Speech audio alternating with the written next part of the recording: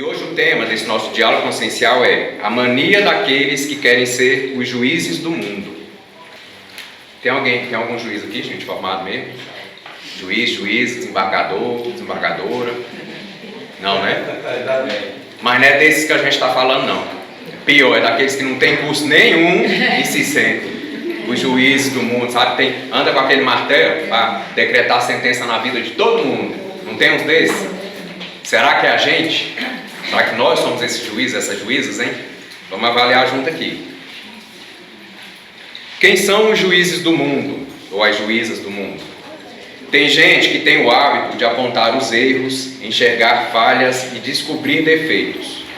Mas podem prestar atenção, são exatamente as pessoas que nunca se comprometem com nada, porque nada é suficiente, nada é tão bom quanto ela mesma.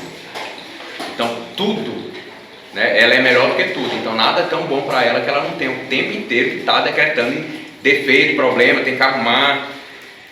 A sabedoria nos ensina que quem de fato se importa busca fazer parte, olhar de dentro e então auxiliar, busca ser útil e não apenas falar e criticar.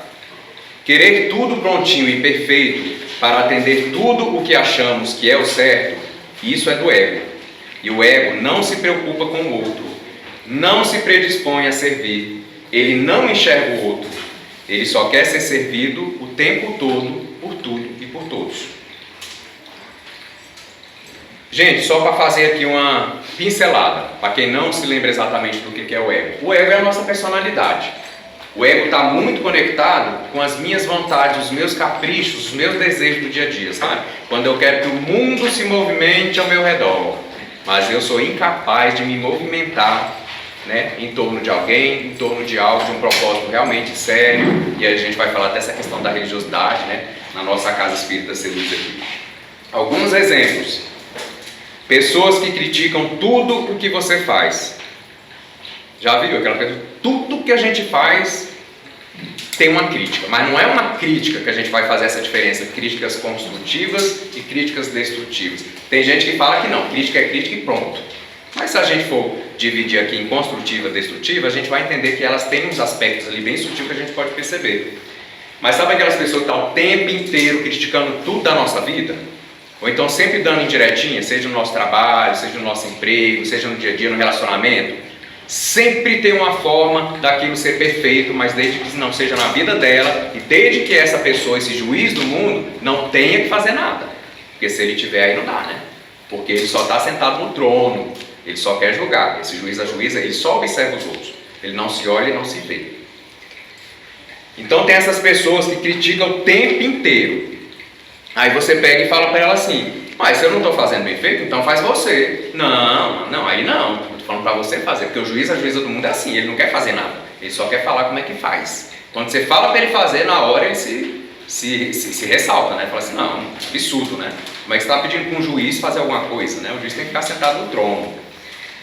E aí tem um outro exemplo também, já trazendo aqui para o âmbito que a gente vivencia isso aqui. E todos os dirigentes, padrinhos, madrinhas de trabalhos espirituais que a gente conhece, de certa forma falam da mesma coisa. Pessoas que chegam nas nossas casas, né, para poder sair criticando tudo. Gente, eu não vou falar para vocês não. Já entrou de médio aqui dentro para pedir reunião com os padrinhos para ensinar para a gente como é que faz? É incrível. Médios assim de 6 meses, sabe, de caminhada, e que tem há 10 anos, né? A gente tem que saber chegar no lugar e respeitar a forma ali. E aí o que os guias falam? Aprendizado, não vou falar de preto velho não, vou falar do meu preto velho, que foi o que ele falou comigo. Eu fui kardecista há muitos anos, antes de chegar à Umbanda. Quando eu vim para a Umbanda, eu vim para salvar a Umbanda. Nada menos do que isso, né? Porque os médios da Umbanda estavam perdidos e eu tinha que ir lá salvar eles, né? No entanto, eu já não estava tão bem assim não, lá no kardecismo, né? E aí eu entrei numa casa de Umbanda e olhei. Tem muito de mim aqui, eu acho por isso que eu escrevi sobre essa palestra aqui. Eu falei, gente, eu cheguei lá como juiz do mundo, mas eu não tinha essa consciência. E eu cheguei lá e falei, gente do céu, como é que esse pessoal faz isso? Gente, como é que essa casa não tem estudo? E comecei a observar, mas graças a Deus eu não falei com ninguém, não falei nada. Respeitei a mãe de santo que estava lá, não falei nunca nada com ela. Aí o preto velho que se aproximou de mim, já tinha conexão, graças a Deus. E aí conversando, eu falei, gente, como é que eu posso fazer para ajudar essa casa? Mas eu não quero entrar dentro da Umbanda. né? Porque eu vim aqui para salvar a Umbanda, né? Eu vim aqui para salvar, eu não quero fazer parte todo dia, aqueles trabalhos.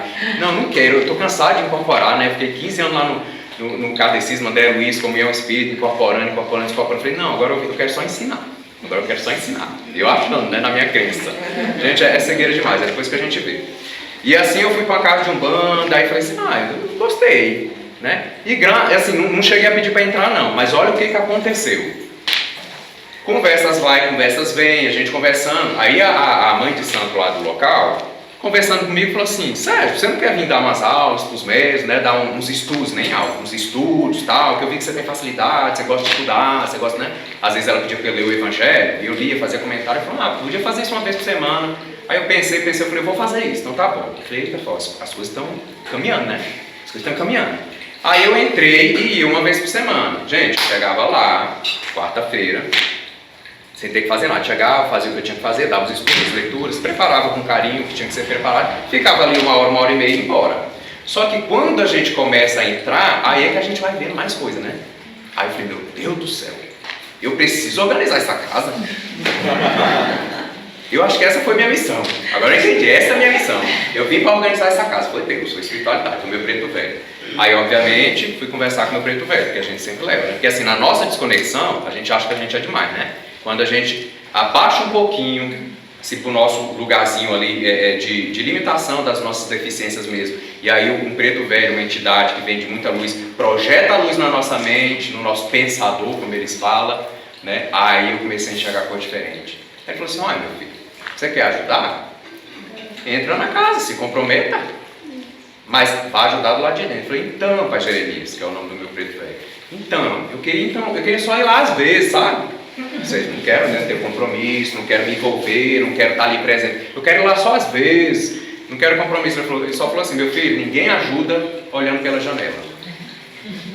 Ninguém ajuda olhando pela janela. Você quer ajudar mesmo? Entre. E aí, por forças espirituais, graças a Deus, alguma força bateu no meu coração e eu senti, e eu entrei. Continuei vendo as coisas erradas, mas com a orientação dos meus guias fui sendo bem amparado e orientado ali e aprendendo essa questão, né, de que quem quer, gente, ajuda. Quem só critica, quem só aponta e não está disposto a se comprometer, isso aí não é ajuda. Aí sabe aquele... como é que a gente fala? É a vontade de ajudar, que na verdade não existe vontade de ajudar, existe uma vontade de criticar disfarçada de bem querer. É igual quando olha, eu só estou falando desses problemas tudo que tem na sua casa porque eu gosto de você, porque eu te amo. Ô meu irmão, vem pro lado de cada corrente, vamos ajudar, porque o dia a dia aqui o negócio né? É a labuta diária. Não, então. Aí não vem. Mas então essa experiência foi importante para mim, porque quando o Espírito, ele me acordou para essa questão. Meu filho, quem quer ajudar, não fica olhando pela janela. Sabe aquelas senhoras, aqueles senhores, fofoqueiros, que fica só na janelinha dando conta da vida de todo mundo? A gente não pode fazer isso, a gente não pode ser só o juiz do mundo, né? E o que é mais importante? Gente, eu não vou mentir para vocês não. Quando eu falo assim que eu entrei na Umbanda achando que ia salvar a Umbanda, eu estou brincando. Obviamente eu não tinha essa consciência. Mas, de certa forma, eu achava assim que eu ia ser muito útil dentro da Umbanda. E eu não tinha noção do que a Umbanda ia transformar em mim, na minha vida. Porque, imagine, sair lá da outra religião, com muito estudo, cheio de preconceito, não vou mentir. Né? Cheio de, lá é mesa branca, aqui eu não sei que mesa nem que é, nem tem mesa, né? Lá é alto espiritismo, aqui é baixo espiritismo. Lá eles são os verdadeiros espíritos, aqui nós não somos espíritas. E aí por aí foi, eu tinha esses pensamentos, depois eu fui entendendo, gente, fé, amor e caridade. Eu vou falar para vocês, eu aprendi muita coisa no kardecismo, sugiro, aconselho, se é que eu posso aconselhar alguém alguma coisa, vão, estudo de sistematização, vou. Toda casa, quando a gente quer buscar algo de bom nessa casa, ela tem algo de bom para nos oferecer. Assim como eu encontrei naquela casa lá, que quando eu cheguei eu critiquei tudo, depois eu vi o tanto que eu recebi. E na minha caminhada eu percebi que a Umbanda me salvou de mim, das minhas limitações, das minhas ignorâncias, né, dos meus traumas, enfim, que eu tinha por aí, e ela veio me curando ao longo desse tempo. E hoje eu digo, sou umbandista, não abro mão da Umbanda por nada, por religião nenhuma no mundo. Porque a Umbanda é melhor do que as outras? Não, porque foi a religião onde eu me encontrei, onde eu me consagrei e onde me salvou de mim, não de ninguém nem do mundo. Então isso aí fica aí como experiência, praticamente o testemunho que eu dei agora, né, gente? Vamos lá, são bons esses testemunhos, até para que a gente reafirme a nossa consciência sobre os aprendizados aí. Tem aqueles que se ocupam de ser o juiz do mundo, juiz dos outros, juiz dos trabalhos e da vida dos outros. Esses tomaram gosto por não fazer nada além de julgar e sentenciar os outros. Querem viver bem, mas não deixam os outros em paz, nem por pensamento, que era o que eu fazia lá na casa, né? Eu não falava, mas minha mente, naquela corrente lá, eu falei, meu Deus do céu, fico pensando, hoje as manchas pretas devia sair da minha mente assim, ó, e os guias, limpa esse menino aqui, vamos aqui, gente, limpa esse rapaz aqui, que ele tá achando que vai salvar a Umbanda. Mas assim, existe um trabalho lá de lá, né? E eu ficava pensando, imagina o que os guias não viam, né? Enfim. E aí tem aquele exemplo que todo mundo aprendeu lá na escola, gente, primeiro grau. Sabe aqueles amigos assim, bem sacanas? Que mexe com todo mundo. Quando alguém mexe com eles, o que acontece, gente? Eles aceitam a brincadeira, eles viram bicho. São exatamente essas pessoas, também são juízes do mundo. Eles crescem com essa vocação de ser o juiz, a juíza do mundo, sabe? Mas, uma hora ou outra, eles vão encontrar alguém. Mesma coisa também, né? Ali a gente tá brincando. Sabe aquela criança que tá ganhando ali no jogo de futebol, quando ela começa a perder, ela fala, a bola é minha, eu levo. Quem aqui que já fez isso, gente? Eu já fiz isso. A bola era minha mesmo? Levei, fui embora. O juiz do mundo. Vamos falar de algumas peculiaridades sobre o juiz ou a juíza do mundo? Sente-se o dono da verdade. Gente, quem em sã consciência vai discutir com o dono da verdade, pelo amor de Deus? Mas tem hora que a gente quer discutir, não tem? Em vez da gente, ó, seguir nosso caminho, não, a gente quer discutir. Gente, com o dono da verdade, ninguém, quem já sabe tudo, não tem nada para aprender. Copo cheio, não tem mais o que colocar lá dentro. Gente, quando a gente encontrar esse juiz, essa juíza do mundo, tá bom. Aí aqui na mente a gente fala assim, ó, que Xangô te abençoe, que Xangô que é o nosso pai da justiça, né? Deixa ele cuidar. Não é jogando praga não, pelo amor de Deus. É deixar Xangô cuidar mesmo. Porque pelo menos 2 reis sentados no trono, eles se entendem. Quem somos nós para querer conversar com o rei, né? Com a rainha ali. Mas ele se sente o dono da verdade. Só ele sabe das coisas. Não aceita ser questionado. Ixi, mas sabe aquela pessoa que fala, mas só ela fala e ninguém tem espaço para falar. Porque imagina, né? Dono da verdade, sabe de tudo. Tem como conversar. Não sabe ouvir, só quer falar. Isso é um dos indícios. Sabe quando a pessoa fala demais? É um indício, gente. A gente vai somando esses indícios, depois cada um vai decretar aí, vai dar uma de Xangô e vai falar se é um juiz do mundo ou não, tá ali. Mas ela não sabe ouvir. O juiz, a juíza do mundo, gente, ele só quer falar, e pior que falar da vida de todo mundo. E também não ouve o que é falado da própria vida e não aceita que fale da vida dele. Desdenha o tempo todo sobre tudo o que não saiu dele mesmo. Então, o que eu faço é perfeito, mas o que os outros fazem nunca é bom, nunca é suficiente. O juiz, a juíza do mundo é assim. Qual o principal instrumento de trabalho do juiz do mundo ou da juíza do mundo? A crítica destrutiva. É aí que a gente vai falar desses 2 vieses aí, para quem compreende dessa forma. A crítica construtiva, gente, quando a pessoa... É possível a gente fazer uma crítica construtiva? É possível, mas você vai sentir da pessoa um cuidado. Você vai sentir amor, você vai sentir da pessoa uma predisposição a se envolver com a situação. Eu não estou falando para você fazer, o que eu posso fazer para te auxiliar? Vamos juntos? Eu já passei por isso, né? Vamos fazer assim, vamos fazer assado? Não, eu te ajudo, conta comigo. A crítica construtiva, ela vem banhada de amor, realmente de fraternidade, de vontade de auxiliar o outro. Já a crítica destrutiva é assim, ó, pedindo distância. Isso não presta, você não presta, não é assim, você está errado, você não sabe fazer, para aí, parará. Não, se vira. Eu estou falando isso porque eu te amo, né? Porque eu te amo, eu estou cuidando de você. Então a crítica destrutiva, ela tem isso. E não tem como a gente se enganar e nem deixar ser enganado.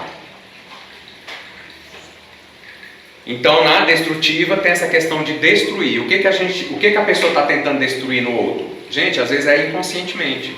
né? Vamos assim, para a gente se sentir melhor, vamos dizer que é sempre inconscientemente, né? Porque ninguém em sã consciência faria isso, né? De propósito. Mas você coloca o outro ou algo e não tenta fazer nada para mudar a situação. Você lava suas mãos. Lembra Pôncio Pilatos? Na crucificação de Jesus Cristo? Lava as minhas mãos. Né? Na hora de fazer alguma coisa, eu lavo as minhas mãos. E aí tem essa questão de destruir. Destruir o quê? A autoestima da pessoa.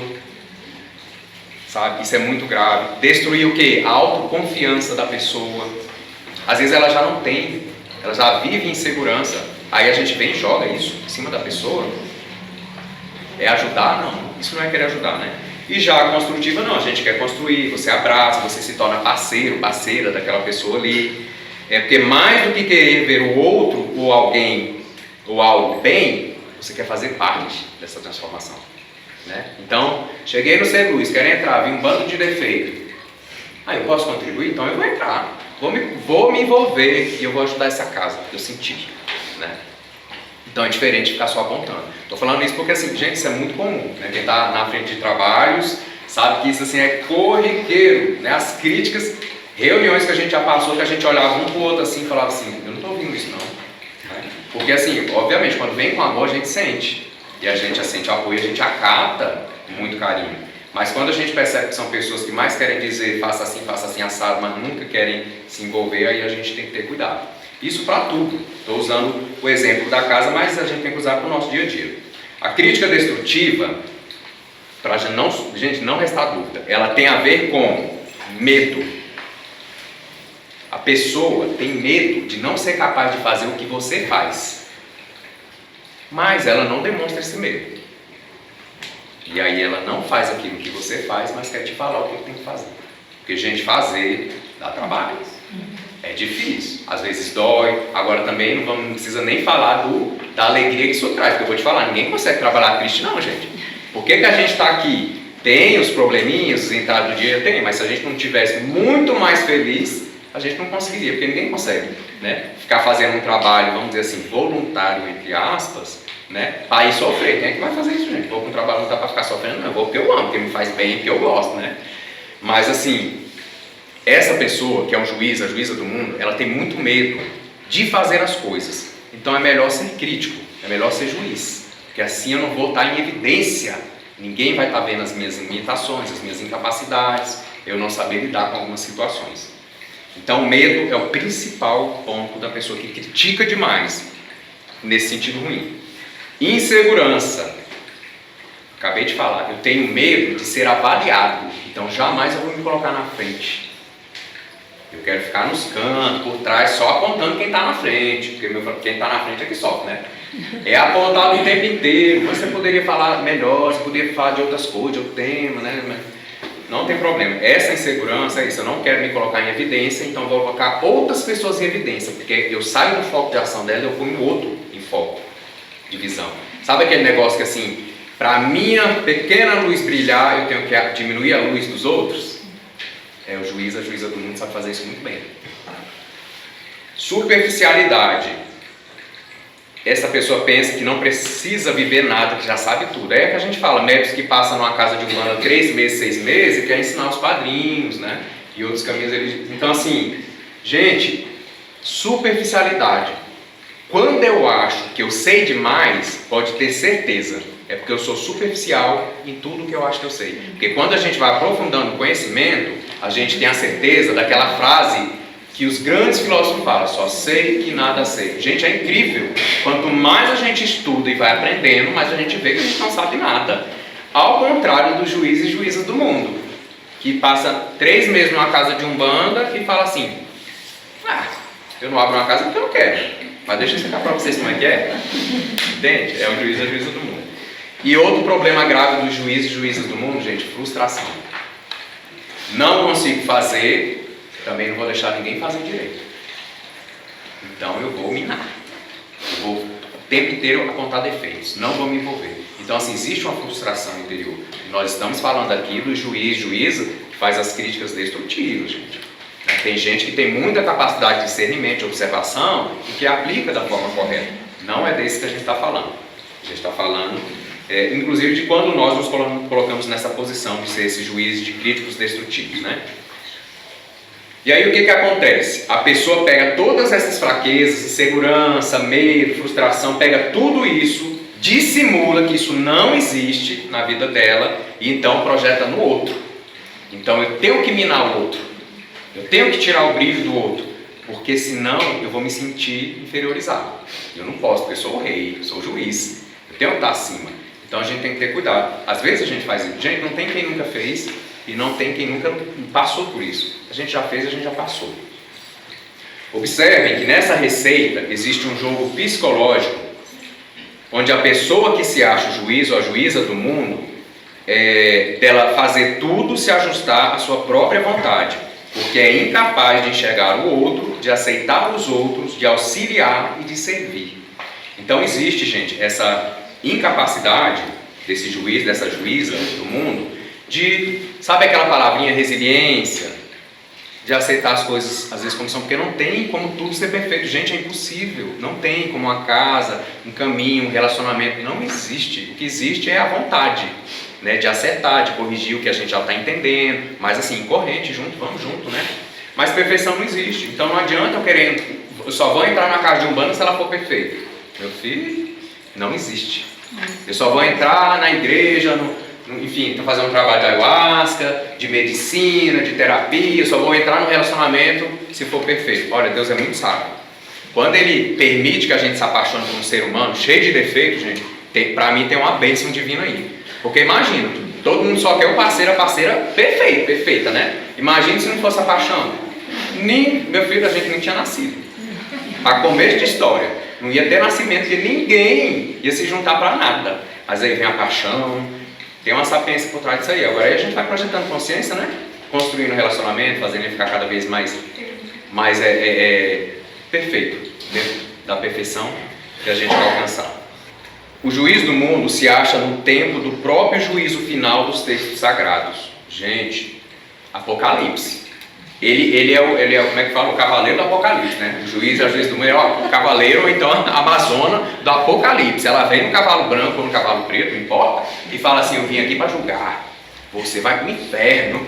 E aí eles vão assim, sentenciando todo mundo. Então, assim, eles acham que estão vivendo o Apocalipse, o tempo inteiro. E eles é que são os juízes que vão determinar o sentenciado. Quem é que vai para cá, quem é que vai para lá. Deixa eu separar o joio do trigo, né? Mas ele está no meio, não é? Ele está acima. Porque o juiz, a juíza, gente, ele está acima do bem e do mal, né? É o próprio Orixá Xangô, com perdão aqui, né, da comparação.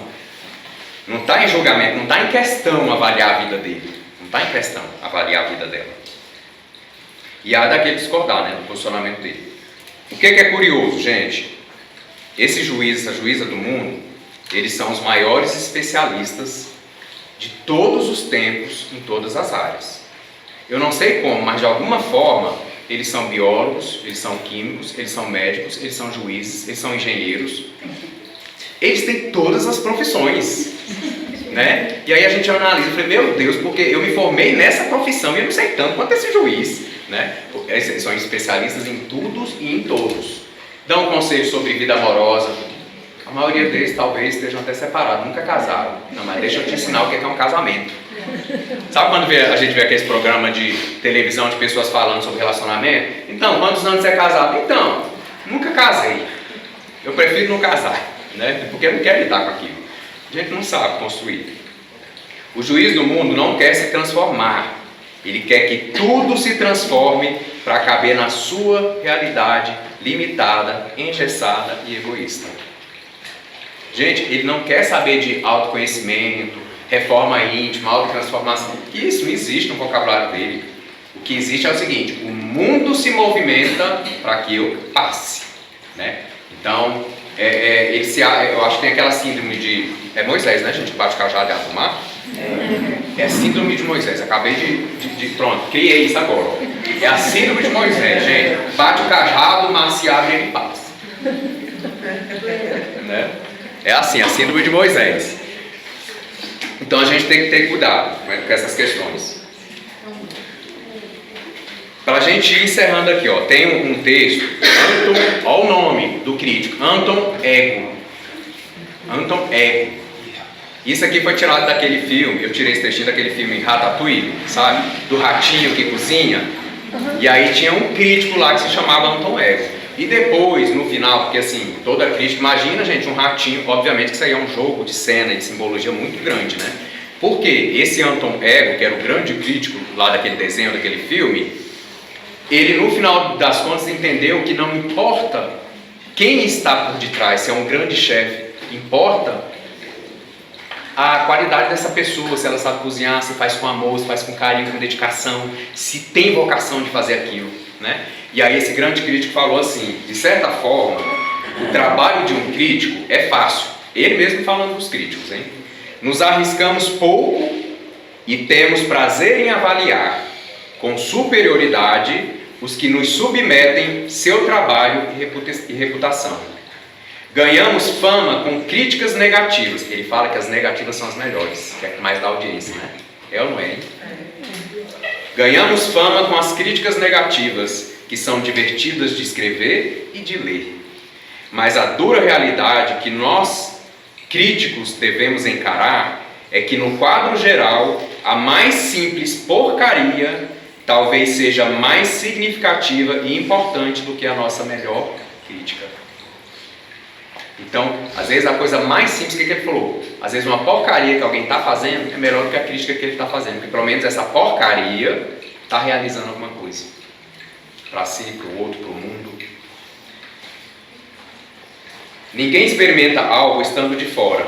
Ninguém realiza nada apenas criticando. Ninguém auxilia uma pessoa, uma casa religiosa, por exemplo, apenas olhando pela janela, estando ao lado de fora, do lado de fora. Assim como ninguém vive ou compreende uma verdade apenas olhando para ela de longe. Eu sei qual é a verdade, mas ela está lá e eu estou aqui. Então a gente não sabe o que é essa verdade. E ela tem que integrar com a gente. Ninguém constrói uma boa vida, uma família real, um relacionamento duradouro só criticando, sem se envolver no relacionamento, sem amar, sem se importar, sem fazer a sua parte no dia a dia. Só criticando, procurando defeito e sentenciando a tudo e a todos. Tem aquele ditado, para a gente encerrar: muito ajuda quem não atrapalha. Gente, vamos projetar isso, pensar se a gente tem convivido com muitos juízes ou juízes, ou se a gente tem sido esses juízes ou juízes. Criticar com carinho, com amor, quando a gente realmente está disposto a nos envolver e fazer a nossa parte. Aí vale a pena. Do contrário, gente, vamos seguir nosso caminho e vamos deixar os outros seguirem os caminhos deles também em paz, porque todo mundo precisa de paz. Gente, saravá, axé, vamos refletir, nós vamos abrir corrente de Ogum.